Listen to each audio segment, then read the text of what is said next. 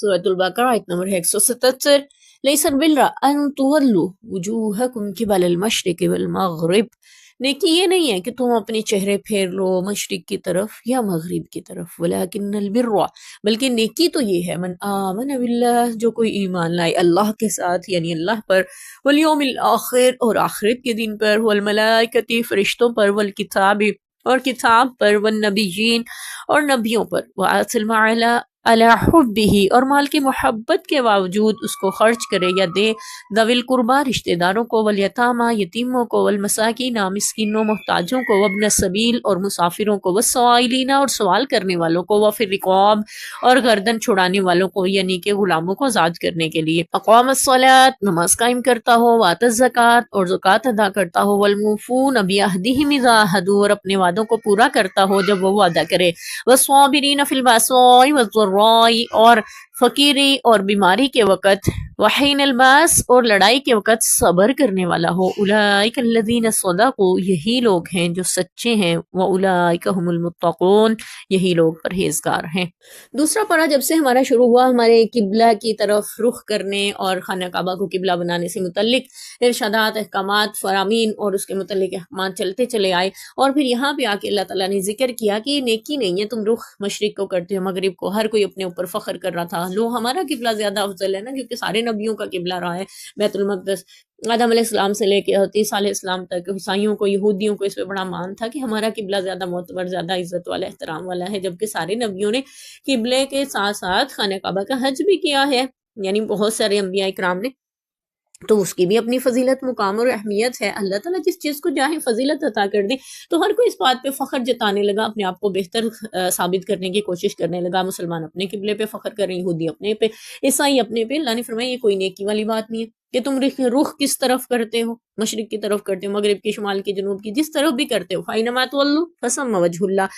جس طرف بھی رخ کرو گے اللہ کا رخ تو اسی طرف ہے، یعنی عبادت تو اللہ کی کرنی، بندگی تو اللہ کی کرنی، سجدہ تو اللہ ہی کو کرنا ہے، اس سے کیا فرق پڑتا ہے کہ رخ کس طرف تم کر رہے ہو، اور اس میں کون سی نیکی والی بات ہے کہ تم اس طرف رخ کر رہے ہو تو زیادہ بڑی نیکی ہے، ادھر کرو گے تو تھوڑی نیکی ہے۔ تو اللہ نے ہر شریعت میں جو احکام رکھے ان کی شریعت کے مطابق، ان کے دور میں ان کے لیے وہی بہتر تھے، اور جب تمہارے لیے رکھتی ہیں وہ تمہارے لیے بہتر ہے، اس میں تمہاری آزمائش ہے، تم عمل کرتے ہو یا نہیں کرتے ہو، تو اس میں اتنا فخر جتانے کی یا نیکی ثابت کرنے کی کون سی ایسی بات ہے؟ اللہ نے فرمایا اس میں کوئی بڑی نیکی والی بات نہیں ہے۔ اگر یہ نیکی نہیں ہے مشرق کی طرف، مغرب کی طرف رخ کرنا، اپنے قبلے پہ فخر کرنا، تو پھر نیکی کیا ہے؟ اللہ نے ہمیں یہاں پہ بتلایا کہ نیکی ہے من آمن باللہ، اللہ پہ ایمان لانا، آخرت کے دن پر، فرشتوں پر، کتابوں پر، نبیوں پہ ایمان لانا۔ ایمان ہے بند اللہ تعالیٰ کو دل سے تسلیم کرنا کہ وہ ذات ہے، اس کی ہستی، اس کی کائنات، قدرتیں نظر آ رہی ہیں، تو اللہ کو دل سے ماننا، یقین کرنا دل سے، یہ ایمان کہلاتا ہے۔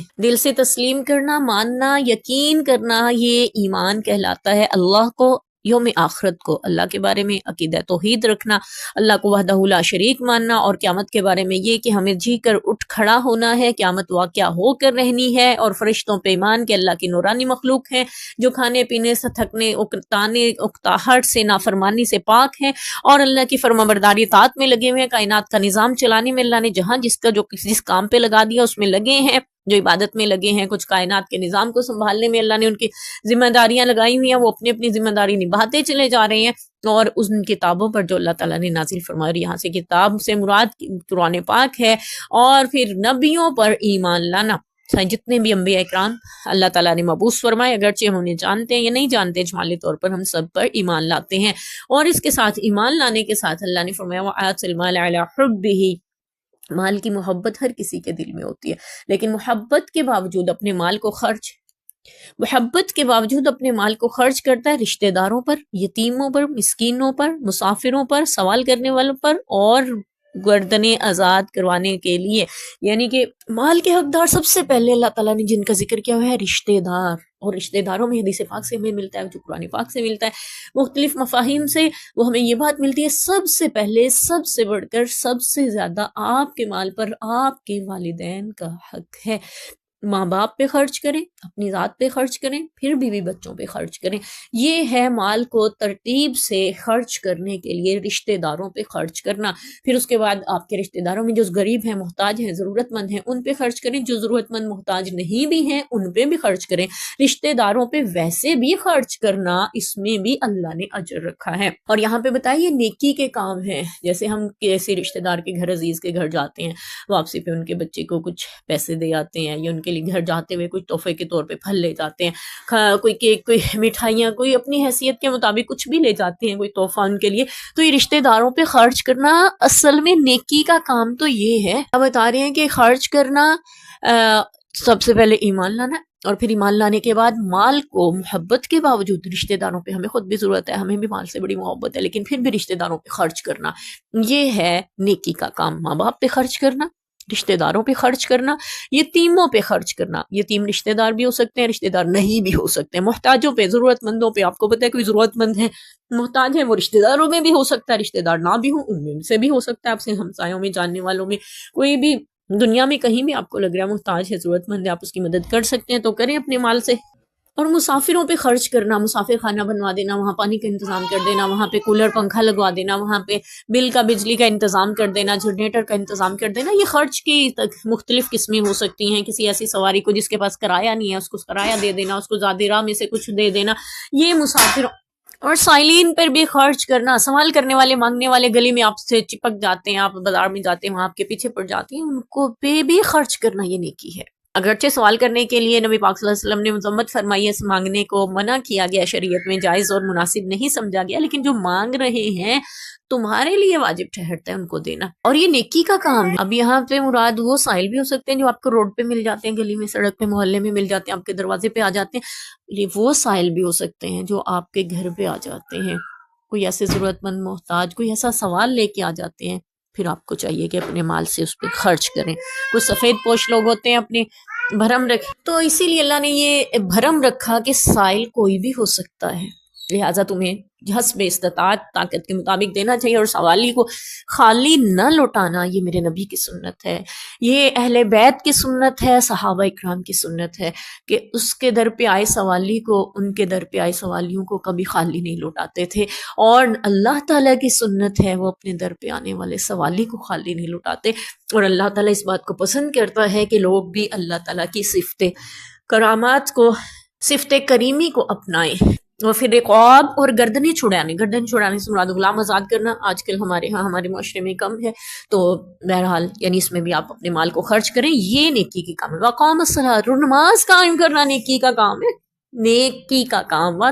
زکوٰۃ، اور زکوٰۃ دینا نیکی کا کام ہے۔ اب یہاں پہ ابھی تو ہم پڑھ رہے ہیں کہ مال میں سے دیتے ہیں، تو اس کا مطلب ہے وہ سارا کچھ دینا نفلی طور پہ ہے۔ زکوٰۃ فرض ہے، فرض صدقے بھی دیں، نفلی بھی دیں، یہ نہیں ہے کہ ہم نفلی بڑا خرچ کر لیتے ہیں زکوٰۃ پوری ہو ہی جاتی ہوگی، ایسا نہیں ہے، بلکہ اپنے فرض صدقات جو ہمارے بنتے ہیں، زکوٰۃ مال میں سے ہوں، چاہے ہماری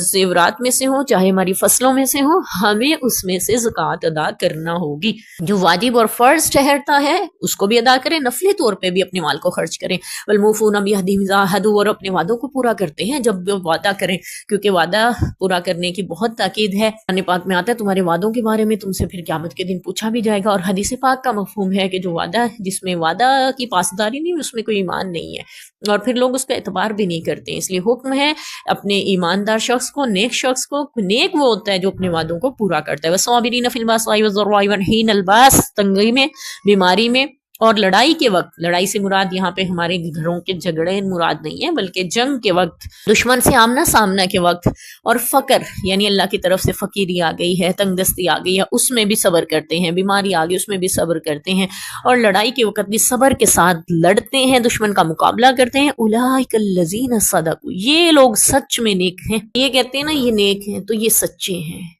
ٹھیک ہے۔ یہ نیکی یہ نہیں ہے منہ ادھر کر لیا ادھر کر لیا، یہ نیکی نہیں ہے، بلکہ نیکی کو کون ہوتا ہے نیک؟ جو یہ سارے اعمال بجا لائے، وہ نیک ہے۔ اسی لیے ہم دعا مانگتے ہیں اللہ ہماری اولاد کو نیک بنا، اللہ ہمارے بھائیوں کو نیک بنا، بیٹیوں کو نیک بنا، بہنوں کو نیک بنا۔ ہم صرف عبادت گزار نہیں مانگتے، صرف تہجد گزار بنا یہ نہیں مانگتے، نیک بنا۔ نیک وہ ہوتا ہے جس میں ساری صفات پائی جاتی ہوں، تو اس لیے اللہ ہمیں بھی نیک بنائے اور ان ساری صفات کا حامل بنائے۔ پھر اللہ نے بھی فرمایا کہ یہ پھر سچے لوگ ہیں،